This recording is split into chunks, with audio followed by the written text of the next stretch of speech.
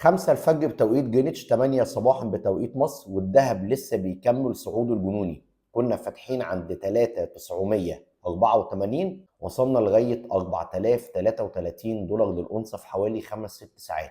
هتقول لي ايه المتوقع الفتره اللي جايه؟ لسه زخم الصعود قوي جدا.